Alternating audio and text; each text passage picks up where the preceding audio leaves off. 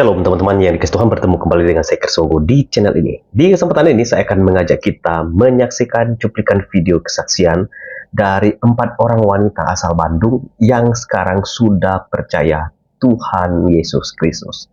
Kesaksiannya sangat luar biasa dan sangat memberkati, dan itulah sebabnya saya ingin berbagi kepada teman-teman semua. Seperti apa kesaksian mereka? Mari kita saksikan cuplikan video berikut ini. Sore semuanya.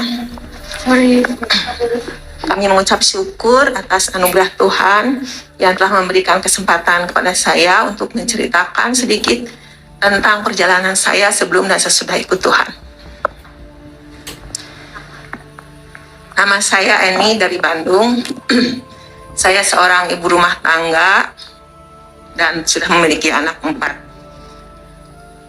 Saya ikut Tuhan karena pilihan saya, atau lebih tepatnya mungkin Tuhan yang telah pilih saya. Karena saya dari kecil bukan beragama Kristen, juga saya lahir di tengah keluarga Muslim. Saya lahir dari keluarga Muslim yang taat sekali, terutama ayah saya.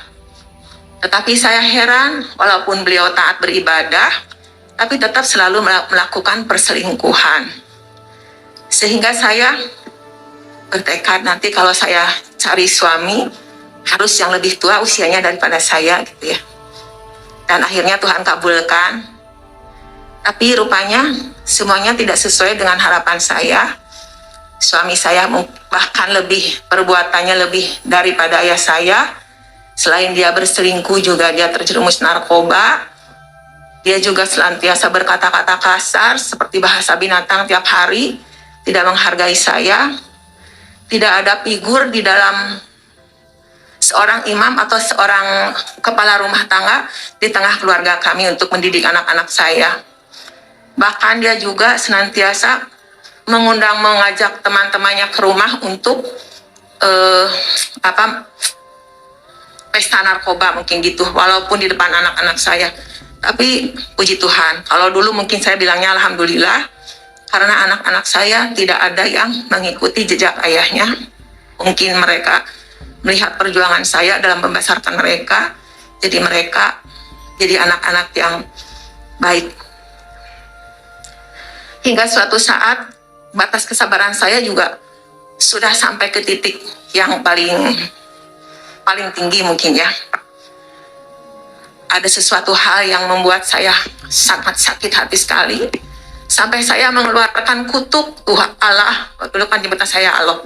Ya Allah, kiranya kau janganlah kasih rezeki suami saya. Seandainya setiap rezeki yang dia dapat hanya untuk menambahkan dosa dalam perbuatannya, bukan untuk kesejahteraan keluarga. Dulu kan saya tidak tahu ya. Yang saya cari hanya kepuasan hati saya. Setelah mengatakan kutuk itu, saya merasa puas. Dan dari situ saya sudah tidak akan mempedulikan lagi suami saya. Fokus saya hanya membesarkan anak-anak saya, tidak memikirkan lagi suami saya, mau apapun terserah. Dan puji Tuhan, anak-anak saya juga sekarang udah pada bekerja, 3 orang, tinggal 1 lagi. Hingga suatu saat, pada tahun 2021, bulan Oktober, tiba-tiba suami saya pulang dari rumah temannya. Dia berkata gini, nih saya harus dibaptis. Kapan? Nanti hari Sabtu. Saya juga kaget mendengarnya ya. Karena selama ini perkataan apapun dari siapapun tidak pernah didengarnya. Tiba-tiba dia minta dibaptis. Ayo, saya teh. Mungkin ini yang terbaik dari Tuhan, saya teh ya. Hari Sabtu jam 3 ya. Ya, saya antar ke tempat pembaptisan dia. Akhirnya dilaksanakan dibaptis. Saya juga nggak tahu apa penyebabnya, tapi ya mungkin ini udah jalan yang terbaik yang saya rindukan selama ini, agar saya punya imam yang benar di tengah keluarga. Dibaptislah. Udah dibaptis tanggal 2 Oktober 2021. Setelah dibaptis, selanjutnya kata teman suami saya yang ngajak dia untuk dibaptis, panggilnya ke saya kan teteh, nanti Sabtu selanjutnya antar ibadah si om ya, biar dia semangat. Oke, kata saya teh. Apa sih yang enggak buat kebaikan? Sabtu berikutnya saya antar ibadah. Cuman waktu itu saya juga tidak tahu, selama menaikkan lagu penyembahan saya nangis dari awal sampai akhir. Saya tidak mengerti apa itu. Setiap lirik yang saya dengar seolah-olah menarik jiwa saya untuk mendekat kepada Tuhan. Di situ ada perkataan Yesus, Yesus. Saya sangat merasakan damai di hati yang belum pernah saya rasakan. Hingga di ujung ibadah saya dipanggil sama hamba pengembala di tempat itu. Gimana teh yang Arab yang Ci mengajarkan saya Ci? Gimana Ci yang dirasakan? Maaf kok, tadi saya sepanjang ibadah nangis, saya juga tidak tahu kenapa. Apa yang dirasakan? Saya merasa hati saya damai yang belum pernah saya rasakan. Terus apa keputusannya? Mau nggak dibaptis ikut Tuhan? Belum terpikirkan kok. Saya takut mengecewakan ibu saya yang sudah meninggal dan saya tidak bisa mendoakan dia. Tapi kan kalau yang hidup sama yang mati sudah tidak berhubungan. Pikirkan aja kita yang masih hidup untuk keselamatan kita. Gitu. Akhirnya saya berpikir seminggu kemudian, belajar dua kerajaan Allah, di situ ada kutuk. Ada kutuk tuh harus diputus karena akan menurun ke 4 turunan. Jangan sampai anak-anak saya dapat suami yang seperti saya. Akhirnya saya putuskan untuk dibaptis tanggal 17. Jadi saya ikut Tuhan bukan karena penginjilan, bukan apa, karena sebuah lagu penyembahan. Itu yang saya rasakannya bisa membawa damai sejahtera buat saya. Akhirnya tanggal 17 saya dibaptis. Tapi setelah dibaptis itu, luar biasanya Tuhan membalikkan hati saya. Walaupun awalnya saya dibaptis karena untuk memutus kutuk, tapi begitu besar kerinduan saya untuk mencari Tuhan yang selama ini tidak pernah saya rasakan perasaan seperti ini. Tapi waktu itu kan gereja masih onsite semuanya karena masih tutup, belum ada yang buka. Jadi saya sepanjang hari dari bangun tidur sampai malam lagi dengar di YouTube penyembahan sama khotbah-khotbah, semua kesaksian saya dengar. Tapi tetap masih ada yang kurang. Kata Bapak Gembala, kamu harus baca firman setiap hari dan renungkan. Tapi saya baca firman waktu itu saya belum mengerti. Akhirnya suatu saat Bapak Pendeta telepon, saya juga tidak kenal dengan Bapak Pendeta ini. Cuma dia bilang mau verifikasi data buat surat baptis karena mau dicetak. Sudah sesuai belum datanya? Saya bilang sudah. Tapi dalam hati saya ada dorongan gini, tanya gitu. Akhirnya saya bertanya, Pak, ada nggak pengajaran yang harus saya ikuti setelah baptisan, karena saya terima Tuhan begitu cepat ya. Ya udah, kamu baca aja firman Tuhan tiap hari 1 pasal, renungkan. Kalau itu sudah saya lakukan. Ya udah, kalau kamu mau di rumah saya ada pembahasan mengenai firman Tuhan setiap hari.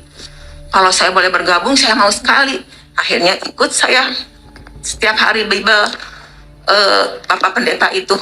Dan begitu banyak pengajaran yang saya tidak tahu, bahwa ikut Tuhan itu kita harus punya hati yang kudus, tubuh yang kudus, baru itu Tuhan terima.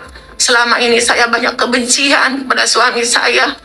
Akhirnya saya mengerti bahwa sudut pandang saya juga diubahkan, bahwa selama ini itu Tuhan tidak secara langsung sedang memproses saya, membentuk saya dengan lewat suami saya, supaya saya bisa lebih mandiri, lebih kuat, mungkin mental saya lebih kuat.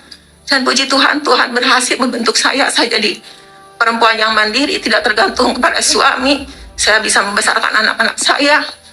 Puji Tuhan, selama ini Tuhan tidak secara langsung, yang tidak saya mengerti, Tuhan itu sedang membentuk saya. Walaupun saya saat itu belum terima Tuhan Yesus, tapi saya percaya Tuhan sudah panggil saya sejak dari kandungan, sudah pilih saya.